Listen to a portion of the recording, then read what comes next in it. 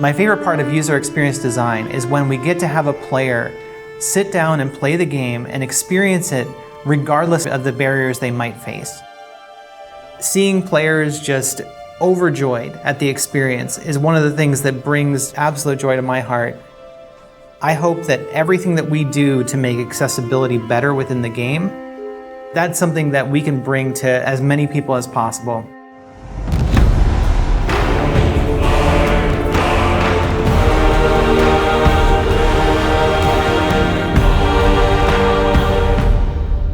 I'm Mila Pavlin, and I'm the lead UX designer on God of War Ragnarok. My name is Sam Chaffel. I'm the associate UX accessibility designer. My name is Zhou Xianyi. I'm a rendering programmer. Hi, I'm Kate Marlin, senior producer of the gameplay team. My primary job is to make sure that as I'm looking across the game, as features are developed, that designers and programmers and artists upfront are asking themselves, am I taking accessibility features into account while I'm designing this? Is there something I can add systemically that will help integrate this feature across the board? My job is to hook up everything and implement the accessibility features on the rendering side so that the designers are able to implement the features into the game. Great! I'll head across for a better look. User experience design allows us to look at accessibility from the user perspective.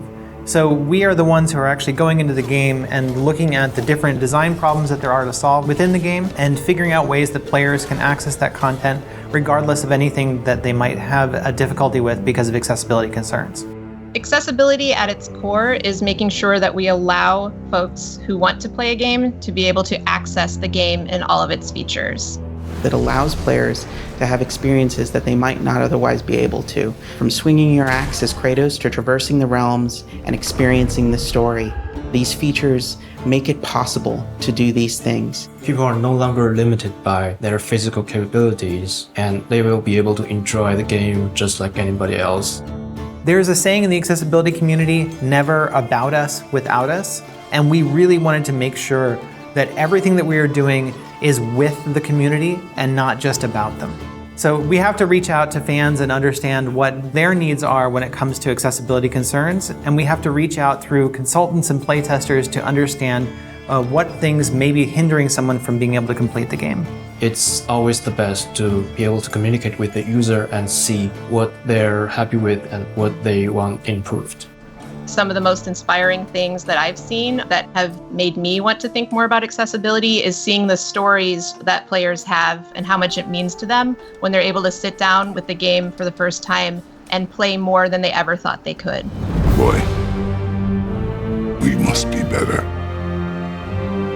You must never forget that. With the last God of War, we ended the game understanding that there were major problems with the way that we were designing for accessibility.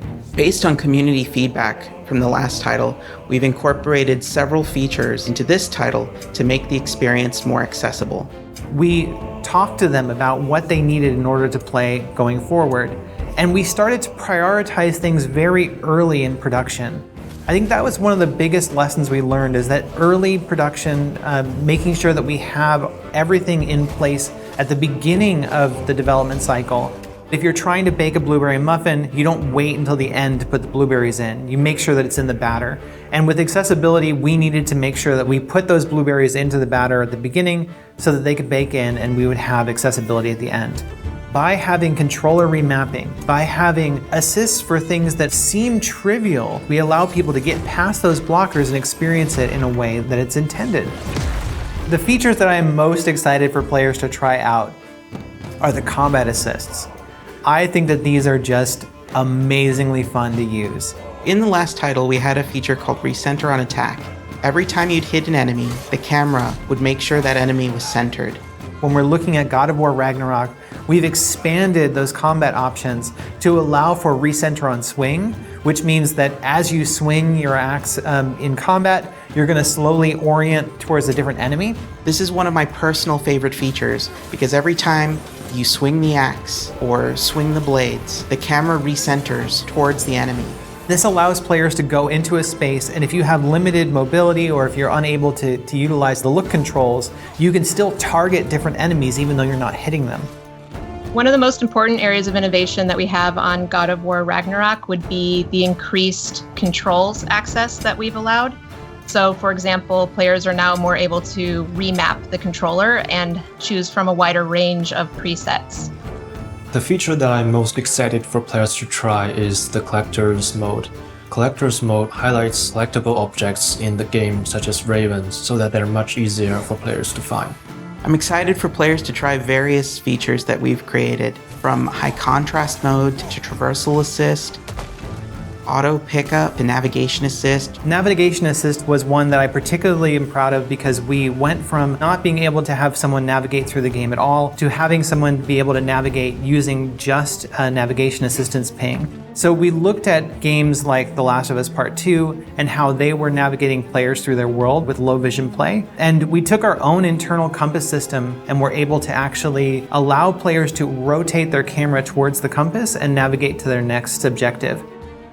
Other features to look out for would be subtitle customization. So, for example, you can color the subtitle differently from the speaker, and you can even have the speaker name show up or turn that off if you don't like to see that speaker name in front of there. You can set a background for the captions. So when you're seeing the text, if you need more contrast behind the text, that's an option that's added in there. Another cool, exciting feature that we added was directional indicators to our captions and subtitles. So wherever a noise caption is coming from, the arrow will be pointing to it. So if there's a character speaking and you see the subtitles on the screen, there will be an arrow pointing out also where that character is relative to the player's camera.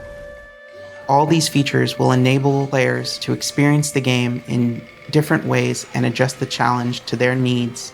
Some of the things that I found useful are just settings around kind of reducing the amount of inputs I have to do when I don't feel like it's super necessary for me to control that aspect of the game.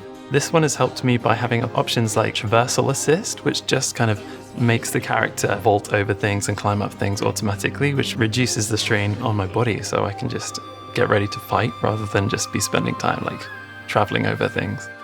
I think a big misconception people have about accessibility features is that they're only applied to certain people.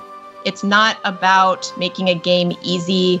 It's not about adding cheats. Accessibility controls are beneficial for everyone. It's beneficial for people with disabilities to be able to better engage with the game, but also open up those menus and see what they can do for you.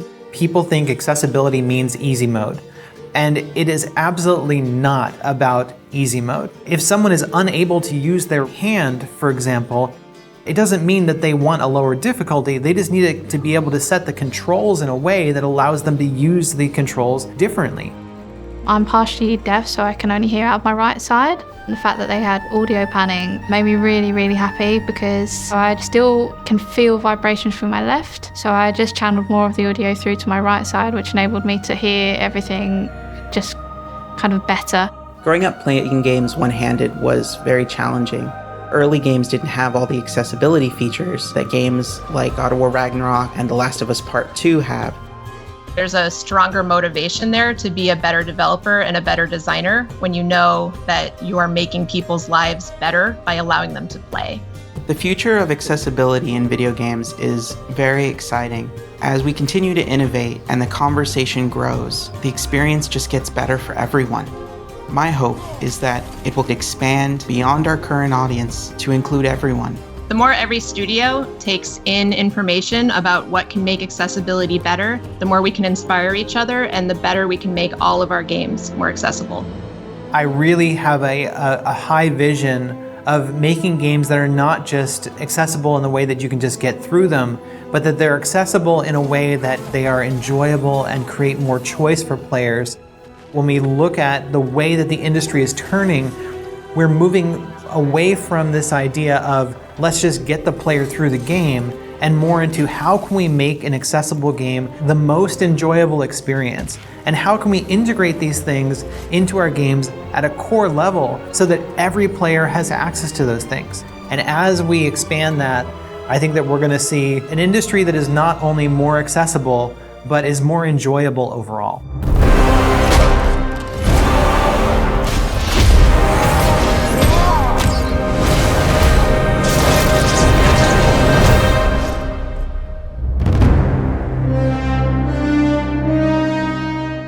プレイステーション